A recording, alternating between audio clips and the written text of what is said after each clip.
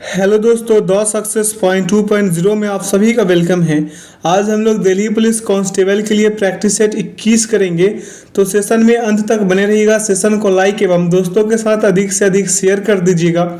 जो लोग अपने चैनल पे नए हैं, चैनल को सब्सक्राइब कर बेल आइकन प्रेस कर लीजिएगा ताकि सेशन का नोटिफिकेशन हमेशा आपको मिलते रहे।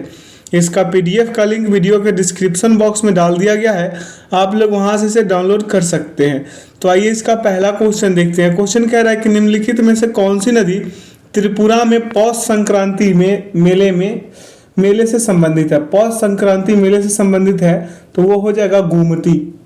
अगला है कि भारत ने वर्ष डैश में परिवार नियोजन के लिए एक राष्ट्रीय कार्यक्रम आरंभ किया था, तो इसका सही विकल्प हो जाएगा 1952। अगला प्रश्न है कि निम्नलिखित में से कौन एक भारतीय शतरंज खिलाड़ी है, तो इसका सही विकल्प होगा दिव्या देशमुख। अगला है कि डैश 2012 से 2017 तक भारत के राष्ट्रपति रहे थे, तो इसका सही विकल्प होगा प्रणब मुखर्जी। के.आर. नारायण का जो राष्ट्रपति का जो कार्यकाल है 1997 से 2000, एपीजे अब्दुल कलाम का 2002 से 2007, प्रतिभा पाटिल का 2007 से 2012, प्रणब मुखर्जी का 2012 से 2017, रामनाथ कोविंद का जो है वो 2017 से कब तक था, 2022 तक था। ठीक है, अभी द्रौपदी मुर्मू है। आगे की ओर चलते हैं। प्रश्न पे क्या कह रहा है प्रश्न कि निम्नलिखित में से कौन सा विटामिन जल में घुलनशील होता है, तो विटामिन सी जो है जल में घुलनशील होता है। अगला केंद्रीय बजट 2021 के बृहद आर्थिक रूपरेखा वक्तव्य के अनुसार 2018-19 में थोक मूल्य सूचकांक के संदर्भ में मापी गई मुद्रास्फीति डैश प्रतिशत है, तो इसका सही विकल्प हो जाएगा 4.3%। क्या हो जाएगा, 4.3%। अगला प्रश्न पे चलिए, कह रहा है कि न्यायिक कार्यवाही के दौरान झूठा साक्ष्य प्रस्तुत करने वाले व्यक्ति का कृत्य डैश की धारा 193 के तहत दंडनीय होता है, तो इसका सही विकल्प हो जाएगा भारतीय दंड संहिता। अगला प्रश्न है कि निम्नलिखित कथनों में से कौन सा सही है, तो इसका सही विकल्प होगा विद्युत धारा का एसआई मात्रक एम्पियर होता है। अगला प्रश्न पे चलिए, कह रहा है कि वनावली डैश राज्य में स्थित एक पुरातात्विक स्थल है, तो इसका सही विकल्प क्या हो जाएगा, इसका सही विकल्प होगा आपका क्या, हरियाणा। क्या हो जाएगा, हरियाणा। अगला निम्नलिखित में से शरीर का कौन सा अंग श्वसन तंत्र का हिस्सा नहीं है, तो इसका सही विकल्प हो जाएगा बृहदांत्र, यानी कि कोलोन जो है श्वसन तंत्र का अंग नहीं है। आगे की ओर चलेंगे। अगला प्रश्न पे कह रहा है कि अंत्योदय अन्न योजना के अंतर्गत पात्र परिवारों को उपलब्ध कराए जाने वाले खाद्यान्न की मात्रा अप्रैल डैश में बढ़ाकर प्रति माह 35 किलोग्राम प्रति परिवार कर दी गई है, तो इसका सही उत्तर हो जाएगा 2002 में। आगे की ओर चलते अगला प्रश्न पे कह रहा है पंजीकरण अधिनियम 1908 के अंतर्गत निम्नलिखित में से किसे अचल संपत्ति के रूप में वर्गीकृत किया गया है, तो इसका सही विकल्प हो जाएगा भवन। अगला है कि डैश में स्थित यूनेस्को विश्व धरोहर स्थल में 9 हिंदू मंदिर और 1 जैन मंदिर है, तो इसका सही विकल्प हो जाएगा पद्दतकल। अगला प्रश्न पे चले, कह रहा है कि इंडियन प्रीमियर लीग के 2020 संस्करण में चेन्नई सुपर किंग के साथ माइकल हसी निम्नलिखित में से किस प्रकार से संबंधित है, तो इसका सही विकल्प होगा बल्लेबाजी कोच। अगला प्रश्न पे चले, कह रहा है कि ठोसों के बारे में निम्नलिखित में से कौन सा कथन गलत है, तो गलत होगा कि किसी ठोस को गर्म किए जाने पर उसके कणों की तापीय ऊर्जा कम हो जाती है जिससे यह द्रव में परिवर्तित हो जाती है, यही गलत है, बाकी सभी के सभी सही हैं। अगला, जन संस्थाओं को दान की गई भूमि का चोल शिलालेखों में डैश के रूप में वर्णन किया गया है, तो इसका सही उत्तर होगा पालिछ छंदम। अगला है कि आर्थिक सर्वेक्षण 2020 के अनुसार मुंबई में किसी संपत्ति का पंजीकरण करने में डैश दिन का समय लगता है, तो इसमें समय लगता है कितने दिन का, 68 दिन का। अगला है कि डैश सिक्किम में नेपाली समुदाय का एक सामूहिक नृत्य है, तो इसका सही विकल्प होगा मरूनी। क्या हो जाएगा, मरूनी। अगला प्रश्न है कि भारत सरकार द्वारा बैंकों, डाकघरों, सीएससी क्या है, सीएससी कॉमन सर्विस सेंटर आदि जैसे सभी प्रदाताओं में से किसी भी वित्तीय क्या है किसी भी वित्तीय सेवा संपर्क बिंदु का पता लगाने के लिए नागरिक अभिकेंद्रित एक प्लेटफॉर्म प्रदान करने हेतु निम्नलिखित में से कौन सा मोबाइल एप्लीकेशन विकसित किया गया है? तो इसका सही विकल्प हो जाएगा जनधन दर्शक। अगला प्रश्न पे चले, कह रहा है संत डैश के पवित्र अवशेष गोवा के वैसिलिका ऑफ रोम जीसस में रखे हुए हैं। तो इसका सही विकल्प होगा फ्रांसिस जेवियर। क्या हो जाएगा? Francis Xavier. अगला, भारत सरकार द्वारा उद्यमों को सूक्ष्म लघु और मध्यम के रूप में वर्गीकृत करने के लिए जून 2020 में अधिसूचित नए मानदंडों के अनुसार कोई उद्यम जिसका संयंत्र और मशीनरी या उपकरण में निवेश 1 करोड़ रुपए से अधिक नहीं है और टर्नओवर ₹1 से अधिक नहीं है, उस एक सूक्ष्म उद्यम के रूप में वर्गीकृत किया जाएगा। तो इसका सही विकल्प होगा 5 करोड़ रुपए से अधिक नहीं है। आगे की ओर चले, कह रहा सितंबर 2020 तक की स्थिति के अनुसार चेक बुक सुविधा युक्त डाकघर बचत खाते हेतु न्यूनतम आवश्यक शेष राशि निम्नलिखित में से कितनी निर्धारित है? तो इसका सही विकल्प हो जाएगा 500। अगला है कि सत्यार्थ प्रकाश पुस्तक डैश द्वारा लिखी गई है, ये किनके द्वारा लिखी गई है? तो इसका सही विकल्प हो जाएगा सत्यार्थ प्रकाश का। आइए विकल्प लगा देते हैं, स्वामी दयानंद सरस्वती। अगला है कि राजा रुद्र दमन डैश वंश से संबंधित थे, तो ये संबंधित थे शक वंश से। किससे? शक वंश से। इनका शासन काल 130 ईस्वी से 150 ईस्वी तक। अगला है भारतीय संस्कृति में निम्नलिखित में से किस देवी को वीणा नामक संगीत वाद्य यंत्र धारण करने वाली देवी माना जाता है? तो इसका सही विकल्प हो जाएगा सरस्वती। अगला है कि निम्नलिखित में से कौन सा एक गैर संचारी रोग है? तो इसका सही विकल्प होगा मृगी। ठीक है, मृगी का संचार नहीं होता। अगला, तेलंगाना राज्य का गठन आंध्र प्रदेश पुनर्गठन अधिनियम डैश के अंतर्गत किया गया था। तो इसका सही विकल्प हो जाएगा 2014। अगला कि भारतीय दंड संहिता की धारा डैश आत्महत्या के दुष्प्रेरण से संबंधित है। तो इसका सही विकल्प होगा धारा 306।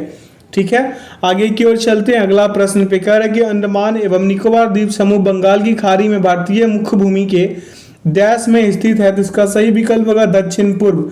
अगला है कि निम्नलिखित में से कौन सा महाकाव्य तमिल कवि इलंगो अदिगल द्वारा लिखा गया है? तो इलंगो अदिगल द्वारा लिखा गया शिल्पाधिकारम। ठीक है, अगला प्रश्न है कि निम्नलिखित में से कौन सा पर्वत शिखर पूर्वी घाट में स्थित है? तो पूर्वी घाट में स्थित पर्वत शिखर जो है महेंद्रगिरी है। क्या है? महेंद्रगिरी। अगला, निम्नलिखित में से कौन रेडियो कार्यक्रम मन की बात से संबंधित है? तो मन की बात से संबंधित है नरेंद्र मोदी का रेडियो कार्यक्रम। अगला कि गौरिया नृत्य भारत के डैश भाग का एक शास्त्रीय नृत्य है। तो इसका सही विकल्प हो जाएगा पूर्वी। क्या हो जाएगा? पूर्वी। अगला प्रश्न है कि सजीवों के संदर्भ में टेरिडोफाइटा वर्ग डैश जगत का भाग होता है। तो टेरिडोफाइटा जो है प्लांटी भाग होता है। क्या होता है? प्लांटी जगत का भाग होता है। अगला, भारतीय रिजर्व बैंक द्वारा 2018 में महात्मा गांधी की नई श्रृंखला में जारी 10 रुपए के मूल्य वर्ग वाले बैंक नोटों का आधार रंग निम्नलिखित में से कौन सा है? तो आधार रंग पूछा है, चॉकलेटी भूरा हो जाएगा। क्या हो जाएगा? चॉकलेटी भूरा। अगला प्रश्न पे चलिए। प्रश्न कह रहा है आपसे कि मौर्य साम्राज्य के पूर्वी भारतीय प्रांत की राजधानी डैश में थी। तो इसका सही विकल्प होगा क्या? तोसिल। क्या हो जाएगा? तोसली। अगला है तोसाली भी बोलते हैं बहुत लोग इसे, किताब में कहीं कहीं लिखा रहेगा। अगला प्रश्न है कि स्वराज पार्टी का गठन 1923 में डैश द्वारा किया गया था, जो इसके सचिव बने थे। तो इसका सही विकल्प होगा मोतीलाल नेहरू। आगे की ओर चलेंगे। अगला प्रश्न पे कह रहा है कि उज्जैन शहर को पहले डैश के नाम से जाना जाता था। तो अवंतिका के नाम से इसे जाना जाता था। अगला, आरंभ में रिजर्व बैंक का केंद्रीय कार्यालय डैश में स्थापित था, लेकिन 1937 में अस्थायी रूप से बंबई यानी कि अब के मुंबई में स्थानांतरित कर दिया गया। तो इसका सही विकल्प होगा कलकत्ता, अब के कोलकाता। ठीक है, आगे की ओर। दिसंबर डैश में संसद द्वारा पारित कृषि एवं प्रसंस्कृत खाद्य उत्पादन निर्यात विकास प्राधिकरण अधिनियम के अंतर्गत भारत सरकार द्वारा कृषि एवं प्रसंस्कृत खाद्य उत्पादन निर्यात विकास प्राधिकरण को स्थापित किया गया था। तो इसका सही विकल्प हो जाएगा 1985। अगला है कि पार्श्वनाथ डैश जैन तीर्थंकर थे, कैवे थे, ये पूछ रहा है आपसे। तो पार्श्वनाथ थे वो 23वें थे, कैवे थे 23वें थे। जैसे जैन धर्म के तीर्थंकर के बारे में थोड़ा शॉर्ट में डिटेल दे दे, ऋषभनाथ प्रथम, शीतलनाथ 10वें और अनंतनाथ 13वें। ठीक है, और 23वें तो कौन थे आपको पता चली गया, पसरनाथ। अगला प्रश्न है कि निम्नलिखित में से कौन सा भारत के पश्चिमी तट पर स्थित एक प्रमुख बंदरगाह है, तो इसका सही विकल्प होगा आपका कांडला। अगला है कि शब्द मैनकेडिंग क्या है, मैनकेडिंग का संबंध निम्नलिखित में से किस खेल से है, तो इसका सही विकल्प होना चाहिए क्रिकेट, और होगा भी। अगला प्रश्न है आपका कि निम्नलिखित में से कौन सा संगठन पंडिता रमाबाई द्वारा आरंभ नहीं किया गया था, तो इसका सही विकल्प होगा सत्य शोधक समाज। क्या हो जाएगा, सत्य शोधक समाज नहीं किया गया था, क्योंकि ज्योतिराव फुले ने एक संस्था सत्य शोधक समाज की स्थापना की, जिसमें जाति समानता का प्रचार किया गया था। अगला प्रश्न पे चलिए करें कि भारत की पहली महिला डैश डॉक्टर SI पद्मावती का अगस्त 2020 में 103 साल की उम्र में निधन हो गया, तो इसका सही विकल्प होगा कार्डियोलॉजिस्ट। ठीक है, आगे की ओर चलते हैं। करा निम्नलिखित में से कौन सा मामला पारिवारिक न्यायालय अधिनियम 1984 के दायरे में नहीं आता है, तो इसका सही विकल्प होगा वाणिज्यिक विवाद। क्या हो जाएगा, वाणिज्यिक विवाद। अगला है कि कालेश्वरम लिफ्ट सिंचाई परियोजना डैश नदी पर स्थित एक बहुउद्देशीय सिंचाई परियोजना है, तो इसका सही विकल्प होगा गोदावरी। अगला है भारत की जनगणना 2011 के अनुसार निम्नलिखित में से किस राज्य में प्रति 1000 पुरुषों पर महिलाओं की संख्या सर्वाधिक थी, तो इसका सही विकल्प होगा केरल। क्या हो जाएगा, केरल, और सबसे कम हरियाणा में। ठीक है, आगे की ओर चलिए। कह रहा है कि डॉक्टर BR अम्बेडकर को वर्ष डैश में भारत रत्न प्रदान किया गया था, तो इसका सही विकल्प होगा 1990। अगला, पूर्व भारतीय एथलेटिक्स कोच पुरुषोत्तम राय का अगस्त 2020 में डैश प्राप्त करने के एक दिन पूर्व निधन हो गया था, तो इसका सही विकल्प होगा द्रोणाचार्य पुरस्कार। ठीक है, अगला प्रश्न है यहाँ से रीजनिंग्स का, तो कलम कॉपी फटाफट उठाइए, प्रश्न को लगाइए। कह रहा है उस विकल्प का चयन कीजिए जिसमें दी गई आकृति अंतर्निहित है, घुमाने की अनुमति नहीं है, ध्यानपूर्वक कीजिए। विकल्प 3 इसका सही उत्तर होंगे। अगला है कि निम्नलिखित वेन आरेख में त्रिभुज दुकानदारों को निरूपित करता है, किसको, दुकानदारों को। आयत वाहन मालिकों को निरूपित करता है, और वृत्त विवाहित व्यक्तियों को निरूपित करता है। दी गई संख्या उस विशिष्ट वर्ग में व्यक्तियों की संख्या को दर्शाती है, तो कितने विवाहित व्यक्ति वाहन मालिक है लेकिन दुकानदार नहीं है, तो वाहन मालिक है लेकिन क्या नहीं है, दुकानदार। तो यहाँ ध्यान देने योग्य बात है कि विवाहित व्यक्ति जो वाहन मालिक है, क्या कह रहा था, विवाहित व्यक्ति जो क्या है, वाहन मालिक है परंतु दुकानदार नहीं है, को वृत्त और आयत में विद्यमान परंतु त्रिभुज के बाहर स्थित संख्या द्वारा निरूपित किया जा सकता है। तो ऐसी संख्या कौन सा हो सकता है, ये 10 पे ध्यान दे दीजिए मेरे दोस्त, 10 पे। तो विकल्प 10 जो है, मतलब विकल्प 2 इसका सही उत्तर होगा। अगला है कि उस विकल्प का चयन कीजिए जिसका तीसरी संख्या से वही संबंध है जो संबंध दूसरी संख्या का पहली संख्या से है। तो यहाँ पे क्या हो जाएगा, 9 गुने 9, और यहाँ पे हो जाएगा गुने 2, और प्लस 2 करिए, प्लस 1 कर दीजिए। तो इसका सही उत्तर क्या आ जाएंगे आपका, 181 आ जाएंगे। सेम इसी प्रकार से 14 का भी कर ले आप, तो हम लिखेंगे 14 गुने 14, और गुने का 2 और प्लस का 2 और प्लस 1 कर लेंगे, तो हमें मिल जाएंगे 421, जो विकल्प 4 में है। ठीक है, अगले प्रश्न पे चलिए। कह रहा है कि उस विकल्प आकृति का चयन कीजिए जो प्रश्न आकृति में पैटर्न को पूरा करने के लिए प्रश्नवाचक चिन्ह के स्थान पर आ सकती है। तो इसका सही विकल्प हो जाएगा विकल्प 3। विकल्प 3 इसका क्या होगा, परम सद उत्तर हो जाएंगे। अगला है कि एक ही पासे की 4 अलग अलग स्थितियां दर्शाई गई है, एम दर्शाने वाले पृष्ठ के विपरीत पृष्ठ पर कौन सा होगा। एम वाले के विपरीत पूछा है, तो हम यहाँ पे कॉमन ढूंढेंगे और क्या कर लेंगे, इसको सही कर लेंगे। क्या कर लेंगे, सही कर लेंगे। तो यहाँ पे देखिए किसको हम कॉमन कर ले, आपके नज़र में किसको कॉमन करे जो हमें एम के विपरीत दे देगा। किसके विपरीत देगा, एम के विपरीत। देखिए यहाँ भी टी है, यहाँ भी टी है, टी के क्लॉकवाइज चल लेंगे, तो टी के बाद चलेंगे जेड, जेड के बाद आ जाएगा एम आ जाएगा। फिर है यहाँ टी के बाद चलेगा डी, डी के बाद क्या आ जाएगा आर, एम का विपरीत आर होगा जो विकल्प 2 में है। कोई दिक्कत नहीं होना चाहिए। अगला है कि वर्गों के उस समूह का चयन कीजिए जिसके मध्य संबंध को वेन आरेख द्वारा सर्वश्रेष्ठ रूप से निरूपण किया गया है। अब ध्यान दीजिए यहाँ पे यहाँ पे ध्यान दीजिएगा, तो मेरा कहने का मतलब ये फल हो गया पहले वाले ऑप्शन से, इसमें केला हो गया और इसमें अंगूर हो गया। बात समझ में आ रहा है? तो सही उत्तर तो एक ही हो गया। आगे की ओर चलते हैं अगला प्रश्न पे। कह रहा निम्नलिखित श्रेणी में प्रश्नवाचक चिन्ह के स्थान पर कौन सी संख्या आएगी? तो ये देखिए 45 है ना, 45, इसमें आप 2 ऐड कर दीजिए, आपको मिलेंगे 47। ठीक है, फिर 47 में 3 ऐड कर दीजिएगा तो क्या मिल जाएंगे आपको? 50। फिर 50 में आप कितने ऐड कर दीजिए? 5 ऐड कर दीजिए, 2 बढ़ा के 5, तो 55 मिल जाएंगे। 55 इसका सही उत्तर होगा। अगले में आप कितने 7 बढ़ा दीजिएगा तो 62। ठीक है, ऐसे बढ़ाते चलिएगा। ठीक है, अगला प्रश्न पे चलते हैं। कह रहा है कि उस विकल्प का चयन कीजिए जिसकी आकृति युग्म के मध्य वही संबंध है जो दिए गए प्रश्न आकृति युग्म के मध्य है। सामने सड़क है इसलिए सीटी और हॉर्न का आवाज आपको अधिक लगा होगा अभी, तो कोई नहीं। आइए प्रश्न पे ध्यान दीजिए। कह रहा है कि उस विकल्प का चयन कीजिए जिसके आकृति युग्म के मध्य वही संबंध है जो दिए गए प्रश्न आकृति युग्म के मध्य है। ध्यान दें कि दी गई आकृति युग्म के प्रत्येक इकाई में 2 भिन्न डिजाइनें एक दूसरे को अतिच्छादित करती है तथा दाईं ओर की डिजाइन का जो भाग बाईं ओर की डिजाइन में अंतर्निहित है वह क्या हो जा रहा है? छायांकित हो जा रहा है। तो इसका सही विकल्प क्या होगा? 1 नंबर वाले। क्या हो जाएगा? 1 नंबर वाले। ठीक है, आगे की ओर चलते हैं। कह रहा है आपसे प्रश्न यहाँ पे 1 नंबर वाले होंगे तो क्लियर हो गया।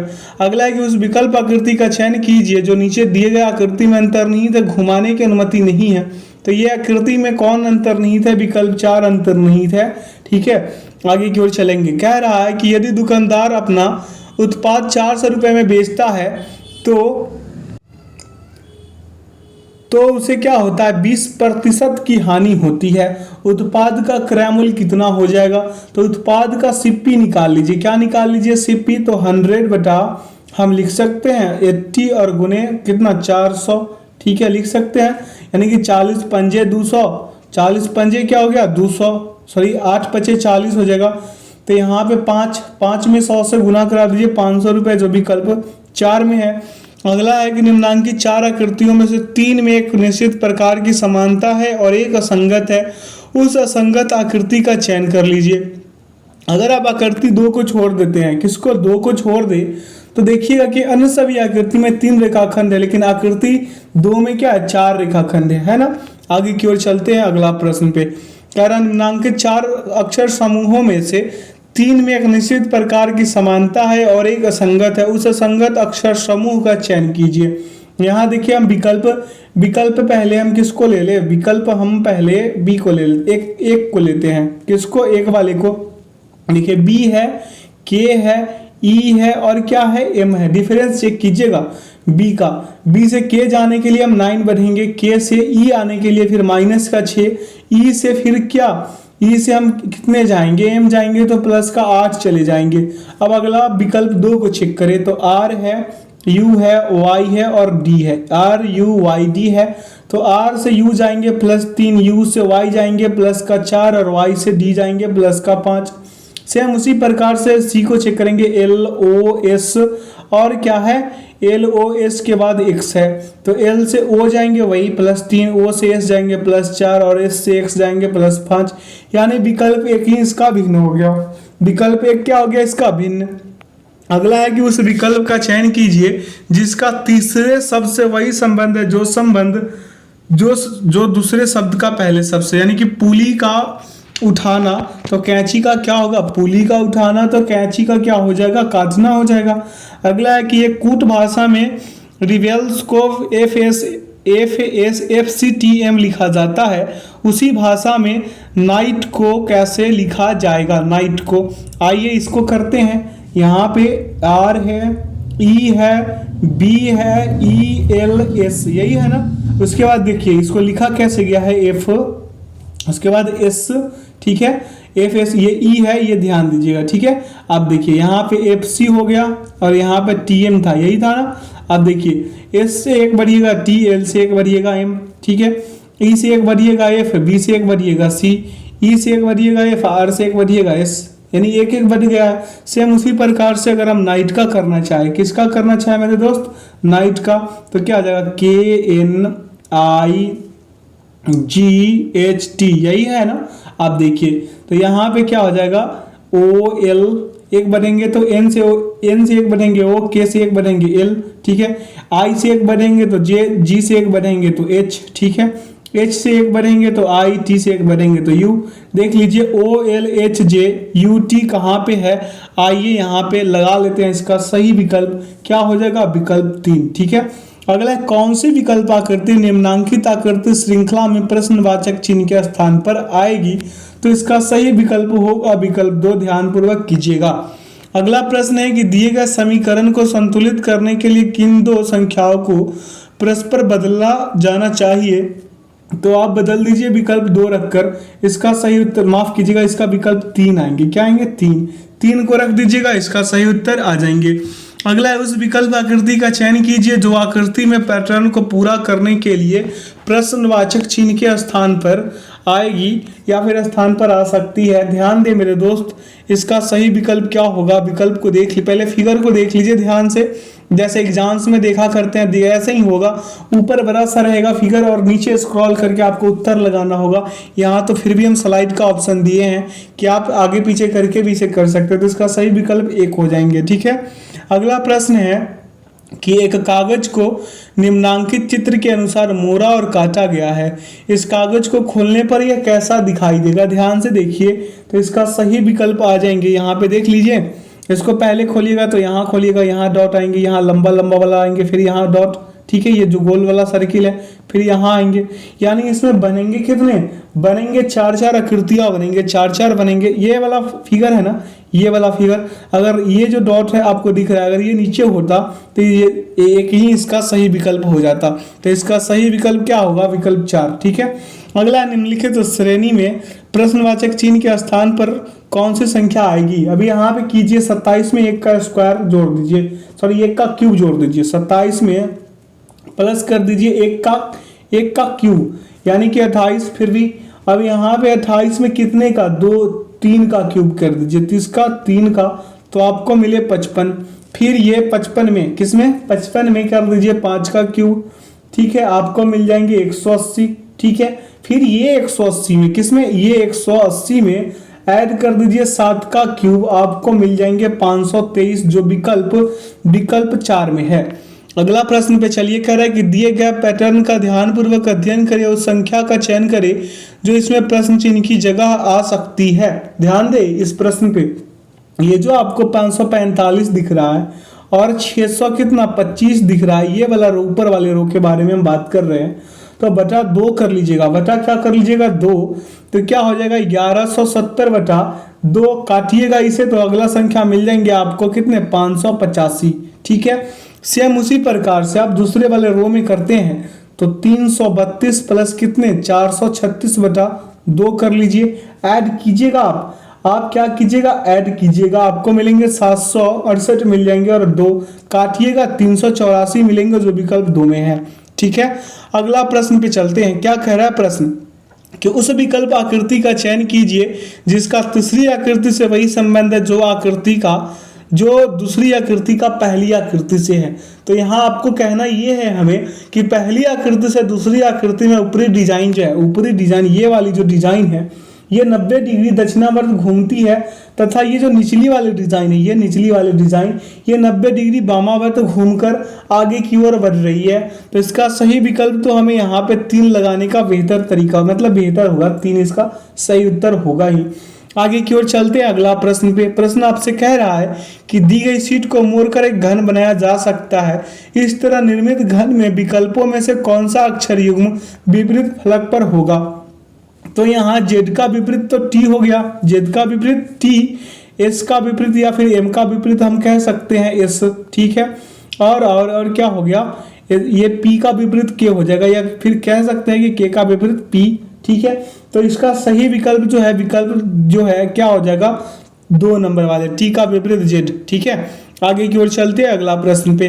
करा यदि दर्पण को निम्नांकित चित्र के अनुसार पीक्यू पर रखा जाए तो दर्पण में निर्मित सही प्रतिबिंब का चयन कर लीजिए। ये जो दर्पण रखा हुआ है, अब ये जो वाई है ऐसे बन जाएगा, ठीक है।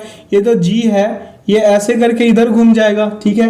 ए में कोई बदलाव नहीं होगा, बी में कोई बदलाव नहीं होगा, एफ में होगा, फिर ये जो 4 है 4 में भी हो जाएगा। देखिए हम 4 को 2 मुख निकाल दिए थे, ये 4 ऐसे हो जाएगा, यानी इसका सही विकल्प जो है विकल्प 2 होंगे। ठीक है, आशा करते हैं आप लोगों को सेशन बेहतर लग रहा होगा, तो एक बार अपने दोस्त के साथ शेयर और लाइक जरूर कर दीजिएगा। अगला, निम्नांकित 4 आकृतियों में से 3 में एक निश्चित प्रकार की समानता है और एक असंगत है, उस असंगत आकृति का चयन कीजिए। ध्यान दीजिए, आकृति अगर आप 4 को छोड़ दे तो अन्य सभी आकृतियों में एक डिजाइन की संख्या 2 है तथा दूसरी डिजाइन की संख्या 3 है। ठीक है, इसका 2, इसका 3, इसका 2, इसका 3, इसका 2, इसका 3, लेकिन इसमें भी 2, इसमें भी 2 है, इसलिए यह भिन्न है। ठीक है, अगला, ये कौन सी विकल्प आकृति निम्नांकित आकृति श्रृंखला में प्रश्नवाचक चिन्ह के स्थान पर आएगी। अब यहाँ पे देखिए, प्रत्येक अगली आकृति में डिजाइन का तल जो है 90 डिग्री घूमता है। डिजाइन का तल क्या हो रहा है, 90 डिग्री घूम रहा है। तो अब फिर इधर ऐसे करके घुमा दीजिए स्टार को ऊपर करके, तो इसका सही विकल्प तो हमें 2 दिख रहा है, यानी 4। क्या हो जाएगा इसका सही उत्तर होगा इसका 4 होगा ना। जैसे यहाँ पे क्या था, स्टार था ना, ये देखिए स्टार था, तो स्टार का इसका सही उत्तर तो 2 होना चाहिए। ठीक है, इसका 2 होना चाहिए, आप करके देखिएगा। ठीक है, यहाँ पे ऐसा कोई ऑप्शन दिया ही नहीं गया जिसके लिए इसका उत्तर हम सही कर सके, तो इसका सही उत्तर होगा स्टार का ये वाला 2 वाला। ठीक है, आप ये आंसर की में भी सुधार कर लीजिएगा। कह रहा है कि एक पुरुष और एक महिला किसी कार्य को क्रमशः 12 और 8 दिन में पूरा कर सकते हैं। 2 पुरुष और 3 महिला एक साथ मिलकर उसी कार्य को कितने दिनों में पूरा करेंगे। तो एक पुरुष का एक दिन का काम हम निकालेंगे, एक पुरुष का एक दिन का वर्क निकाल दे तो क्या आ जाएगा, 1/12 होगा। यानी कि 2 पुरुष का एक दिन का काम निकाल दे तो क्या आ जाएगा, 2/12 यानी कि 1/6। 2/12 यानी कि 1/6 होगा ना, 2 एकम 2, 2 दूना यानी 6 दूना 12। ठीक है, तो एक महिला का एक दिन का काम निकाले तो 1/8, और 3 महिला का एक दिन का काम निकालेंगे तो 3/8 होगा। इसी प्रकार से अगर आप करें आगे, तो मेरा कहने का मतलब 2 पुरुष और 3 महिलाओं का एक दिन का काम निकाले तो 1/6 प्लस 3/8 कीजिएगा, एलसीएम कीजिएगा, 24 आएगा, 6 चौके 24, तो 4 और 8 3 24 और 3 3 9, यानी कि 13/24 आ जाएंगे। यानी कि इसको अगर कीजिएगा तो क्या हो जाएगा, इसका उत्तर 24/13 आएंगे। 24/13 इसको पूर्णांक में अगर हम लिखना चाहे तो क्या हो जाएगा, 1.11/13 होंगे। ठीक है, इसका सही उत्तर क्या होगा, 1.11/13, जो विकल्प 1 में है। अगला प्रश्न है कि किसी वस्तु को 1296 रुपए में बेचने पर एक डीलर को 19% की हानि होती है। 19% का लाभ प्राप्त करने के लिए उसे उस वस्तु को किस मूल्य यानी कि रुपए में बेचना चाहिए। अब देखिए यहाँ पे वस्तु का क्रय मूल्य बराबर लिखिएगा आप, क्या 100 बटा क्या होता है 100 माइनस हानि प्रतिशत यानी कि लॉस प्रतिशत। ठीक है, और गुने क्या विक्रय मूल्य यानी कि एसपी, तो क्या हो जाएगा आपका 100 बटा 100 माइनस 19 और गुना करा दीजिए आप कितने से 1296 से। इसे काटपीट मचाइएगा, आपको 1600 रुपये आ जाएंगे। अब 19% लाभ कमाने के लिए आप क्या करेंगे, 19% लाभ कमाने के लिए वस्तु का विक्रय मूल्य 1600 गुने हम कर लेंगे 119 बटा 100, काटपीट मचाइएगा 190 आ जाएंगे। ठीक है, तो वस्तु का विक्रय मूल्य जो है, वस्तु का विक्रय मूल्य बराबर क्या कर सकते हैं 100 प्लस लाभ बटा 100 माइनस लाभ गुने विक्रय मूल्य, यानी कि 100 प्लस 19 और बटा क्या कर लेंगे 100 माइनस 19 और गुने कितने 1296।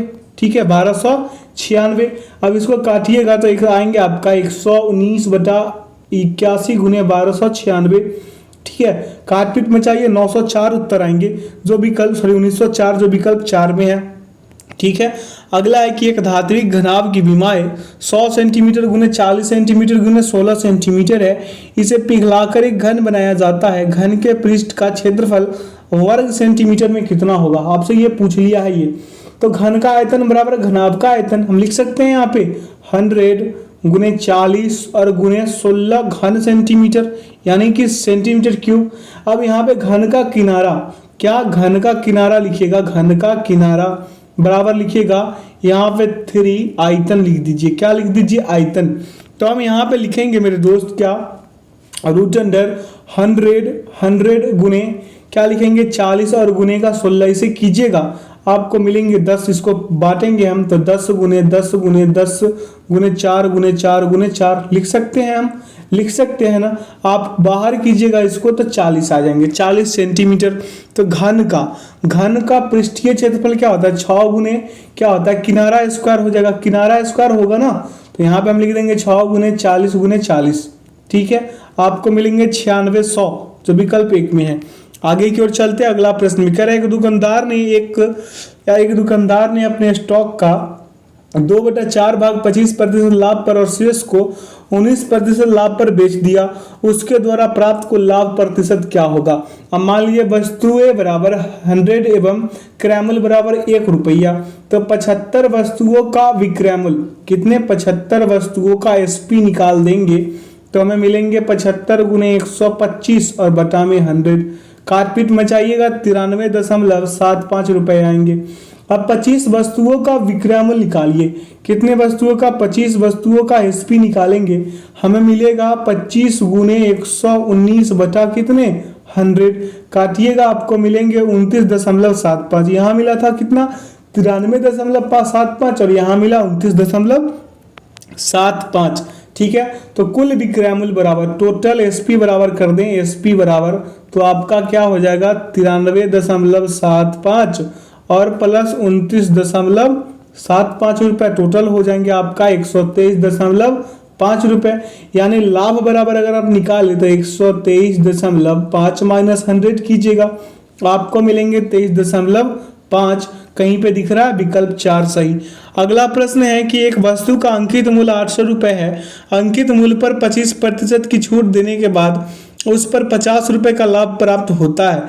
लाभ प्रतिशत ज्ञात कीजिए, निकटतम पूर्णांक तक सही कह रहा है।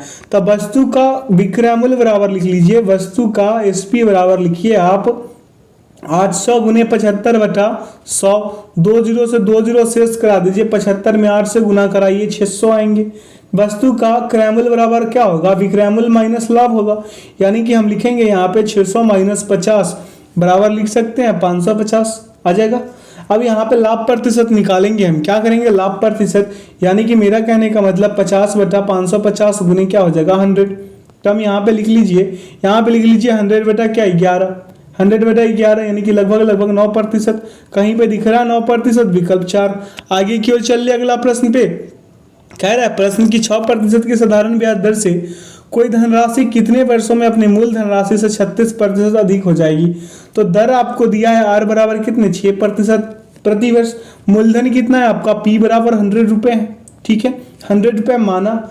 अब यहाँ पे देखिए ब्याज कितना है 36 रुपए, ब्याज कितना 36 रुपए है। तो यहाँ पे समय बराबर क्या होगा, ब्याज गुने 100 बटा मूलधन गुने दर, यानी 36 गुने हम 100 कर लेंगे, 36 गुने 100 और बटा में कर लेंगे 100 गुने 6, 66 36 6 606 खत्म, 6 वर्ष उत्तर विकल्प 1 सही।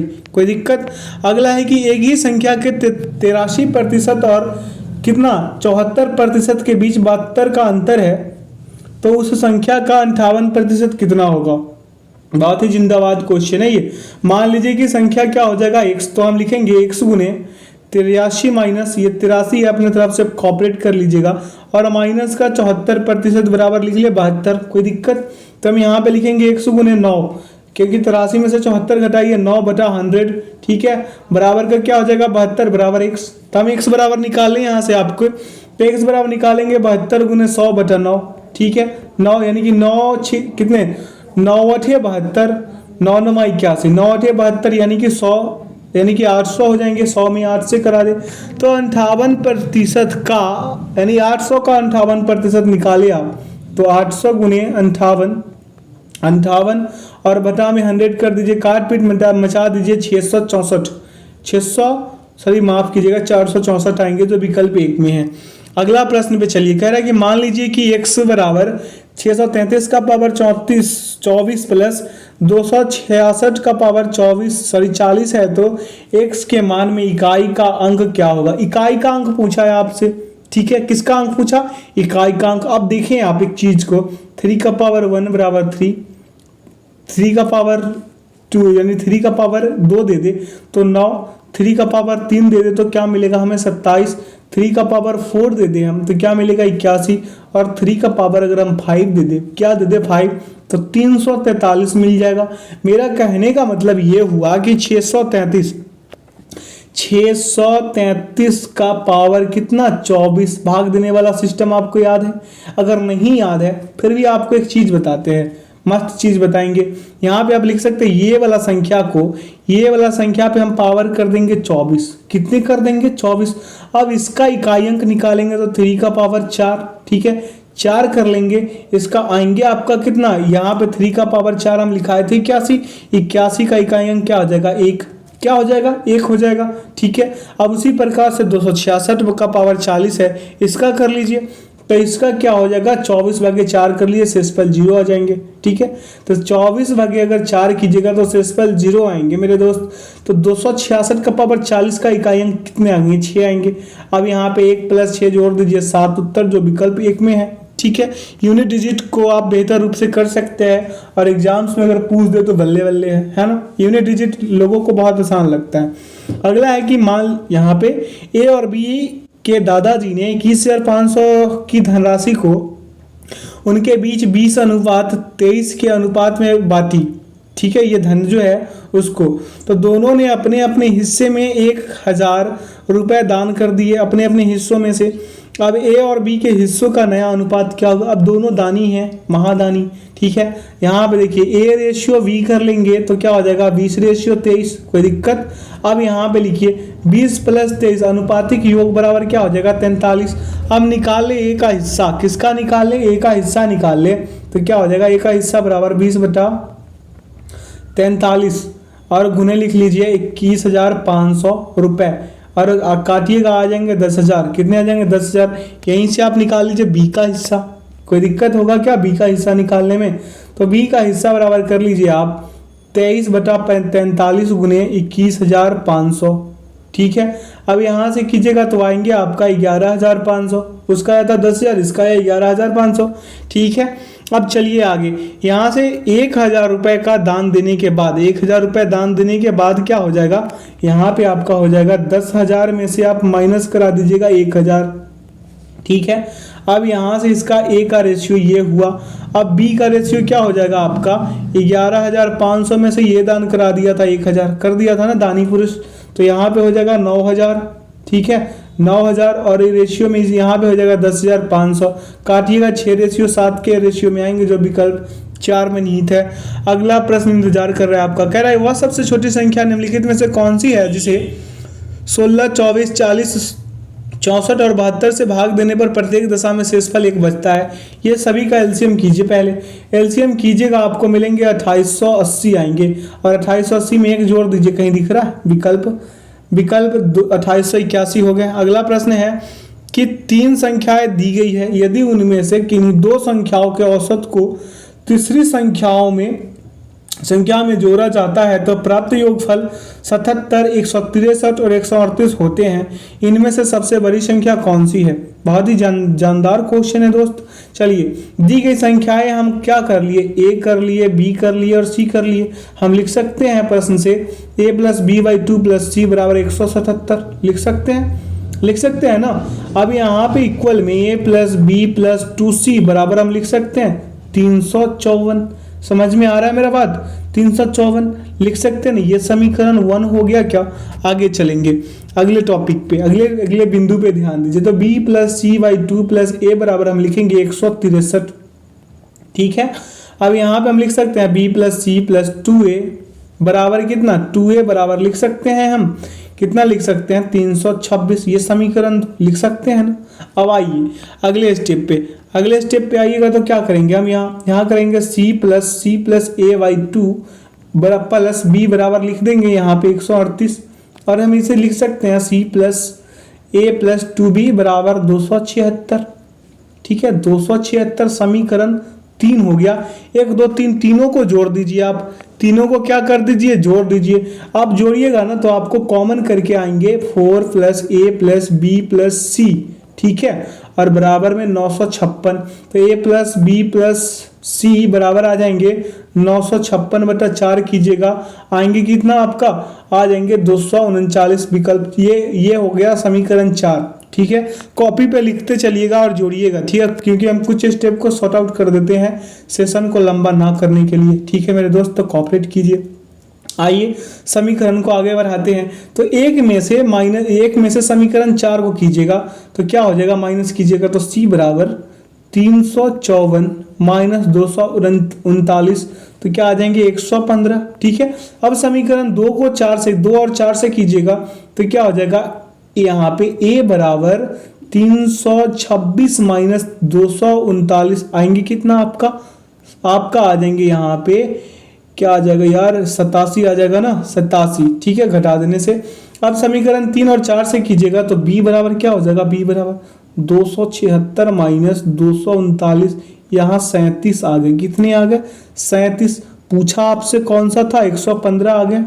ये ठीक है, बड़ी वाला 115 हो गया। आगे की ओर चलते हैं, अगला प्रश्न पे कह रहा है कि 24,000 रुपए की धनराशि के लिए त्रैमासिक रूप से चक्रवृद्धि होने वाली क्या है, 16% वार्षिक ब्याज दर पर 9 माह में कितनी धनराशि रुपए में प्राप्त होंगी, दशमलव के 2 स्थान तक आप सही बता दीजिए। तो दर कितना है भैया, 16%। अब वार्षिक अगर 4% है तो त्रैमासिक समय क्या हो जाएगा, 9 माह, यानी 3 माह ही होगा। अब यहाँ पे हम मिश्र धन बराबर लिखेंगे P इंटू 1 प्लस R बटा 100 पावर T। ठीक है, तो यहाँ क्या हो जाएगा 24,000, ठीक है, इंटू 1 प्लस 4y 100 का पावर 3। ठीक है, त्रैमासिक 3। तो आइए आगे की ओर बढ़ते हैं। यहाँ से क्या हो जाएगा 24,000, ठीक है, और 1 प्लस 1/25 का पावर 3 होगा।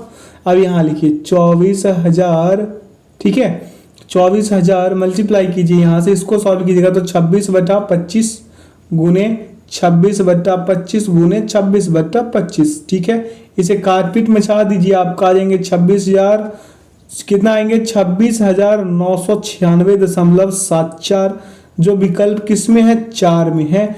4 सही हो गए।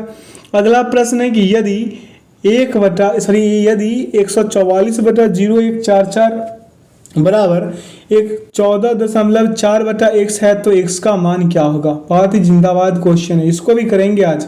ठीक है, देखिए यहाँ पे 144/0144 है और इक्वल में क्या है 14.4/x है।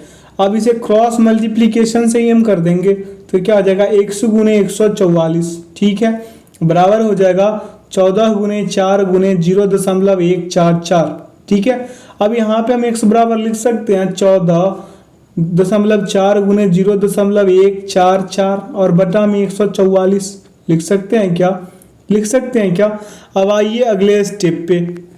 ठीक है, तो हो जाएंगे आपका 144 गुने 144, ठीक है, दशमलव को हटाने के बाद। अब यहाँ पे देखिए 144 गुने कितना हो जाएगा आपका हो जाएगा 10,000, इकाई दहाई श्रृंखला हजार हो गए, यानी 10,000। अब यहाँ पे देखिए इसे कीजिएगा 144 बटा क्या हो जाएगा 10,000। ठीक है, कीजिएगा, आएंगे आपका 0.0144। ठीक है, कहीं दिख रहा है विकल्प 3 इसका सही उत्तर हो जाएगा x का मान। अगला है कि स्थिर जल में एक नाव की चाल, क्या कह रहा है आपसे, प्रश्न कह रहा है आपसे, क्या कह रहा है कि स्थिर जल में एक नाव की चाल 16 किलोमीटर पर घंटा है, जलधारा की दिशा में 1 घंटे 45 मिनट में 35 किलोमीटर जाती है, जलधारा की चाल किलोमीटर पर घंटा में कितनी है, आपसे ये पूछा है। मान लीजिए कि धारा की चाल x है, धारा की चाल x हो गया, तो अनुप्रवाह यानी धारा के विपरीत, क्या धारा के विपरीत कह रहा ना, अनुप्रवाह जलधारा की दिशा में इतना और जलधारा की चाल पूछा है, तो अनुप्रवाह में चाल निकाल लीजिए, क्या हो जाएगा 16 प्लस x किलोमीटर पर घंटा, यानी यहाँ पे समय यानी कि t बराबर क्या हो जाएगा 1 घंटा 45 मिनट। तो हम समय को करेंगे 1.3/4 घंटे में तब्दील, यानी होगा कितना 3/7/4 घंटा। तो चाल बराबर क्या होता है, दूरी बटा समय होता है, क्या होता है दूरी बटा समय। तो हम लिखेंगे 16 प्लस x बराबर 35 गुने 4 और बटा में 7 पंजे 35 और 5 चौके 20 में से 16 को घटा दीजिए, 4 किलोमीटर पर घंटा आ जाएंगे, जो इसका सही उत्तर होगा विकल्प 3 सही। अगला प्रश्न है कि एक आयत की लंबाई इसकी चौड़ाई के 3 गुने से 4 मीटर कम है। बहुत ही शानदार क्वेश्चन। तो कह रहा है कि यदि इसका परिमाप 28 मीटर है तो आयत का क्षेत्रफल वर्ग मीटर में कितना होगा। मान लीजिए आयत की चौड़ाई कितना x मीटर है, इसकी लंबाई क्या हो जाएगा, ये चौड़ाई है, ये चौड़ाई कितना हो जाएगा आपका x हो जाएगा, तो इसका लंबाई कितना हो जाएगा, लंबाई बराबर हो जाएगा 3x - 4 मीटर। तो आयत का परिमाप कितना है, परिमाप आपका हो जाएगा 28 मीटर। ठीक है, तो यहाँ पे 2 × L + B बराबर लिख दें 28, लिख दें 28, ये 2 से कटा दीजिए तो 14, यानी L + B बराबर आपका क्या हो गया, 14 हो गया।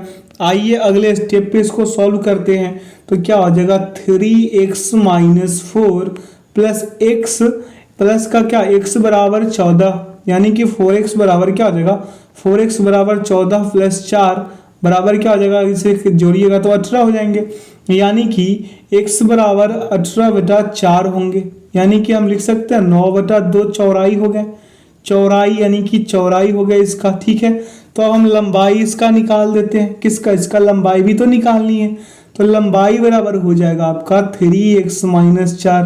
तो यहाँ पे लिख सकते हैं 3 में x का मान पुट आउट कीजिएगा तो 9/2 और माइनस का 4, इसे कीजिएगा तो आएंगे 27 - 8/2 कीजिएगा 19/2 आएंगे, काट पीट मचा दीजिए, विकल्प 4 आ जाएंगे, विकल्प 4 इसका सही उत्तर हो जाएगा।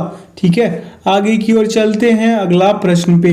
प्रश्न आपसे कह रहा है कि MS एक्सेल 2007 का निम्नलिखित में से कौन सा फंक्शन किसी टेक्स्ट से सभी प्रिंट न किए जा सकने योग्य अक्षरों को हटा देता है, तो इसका सही विकल्प हो जाएगा क्लीन।